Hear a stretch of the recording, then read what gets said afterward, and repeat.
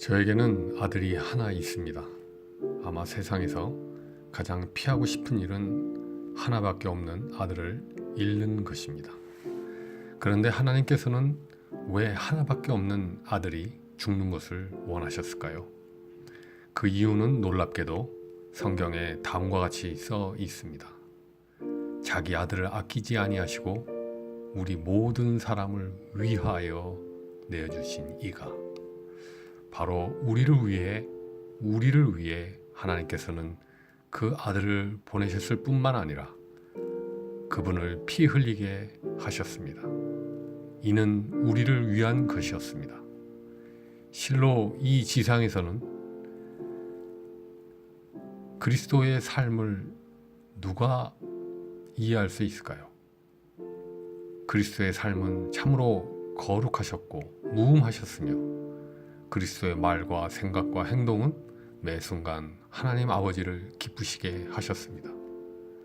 그런데 왜 이런 분이 십자가에서 죽으셔야만 했을까요? 이런 삶으로는 하나님의 죄에 대한 진노를 풀어드릴 수는 없었던 것일까요? 성경에서는 피 흘림이 없이는 죄사함이 이루어지지 않는다라고 말씀하셨습니다. 오직 생명의 피만이 죄를 사할 수 있다고 하신 것입니다. 누가 죄에 대한 하나님의 진노를 헤아릴 수 있을까요? 하나님께서 죄에 대해 생각하시는 바와 우리가 죄에 대해 생각하는 바는 얼마나 다른가요? 오직 그리스도께서 보혈을 흘려 대속의 죽음을 맞으셔야만 하나님 앞에 지은 죄들이 사함을 받을 수 있는 것입니다. 죄사함은 그리스도의 선한 삶으로도 안 되며 오직 그리스도의 생명의 대속으로만 가능한 것인데, 어찌 인간의 하잘것없는 종교 행위와 의로움이 하나님의 심판석 앞에서 감히 역할을 할 수 있겠습니까? 그리스도의 의로운 희생의 피가 어찌 인간의 도덕적 종교 행위와 비교될 수 있겠습니까? 우리는 주님의 죽으심을 보며 하나님의 의로우심과 죄에 대한 진노와 우리를 위하시는 하나님의 사랑의 증거를 확신해야 할 것입니다. 그림을 보시겠습니다. 이 그림은 그리스도를 매장하는 모습을 표현한 것인데, 그림 중앙에 죽임을 당하신 예수님의 모습을 보실 수 있고, 사색이 된 창백한 얼굴과 십자가에서 방금까지 고통을 당하신 메마른 시신이 적나라하게 드러나 있습니다.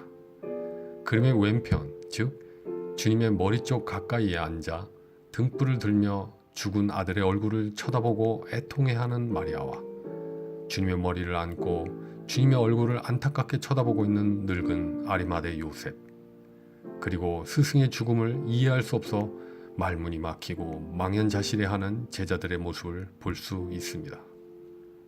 참으로 애통하고 애통한 모습입니다. 우리를 구원하시고자 하나밖에 없는 아들을 죄가 되게 하사 우리가 서야 할 그 자리에 아들을 세워 심판하시고 대신 우리를 살리신 하나님 아버지의 마음을 그 누가 헤아릴 수 있을까요? 그 누가 이 하나님의 사랑과 아버지 되심을 부인할 수 있을까요? 하나님 아버지의 사랑과 예수 그리스도의 은혜를 찬양합니다.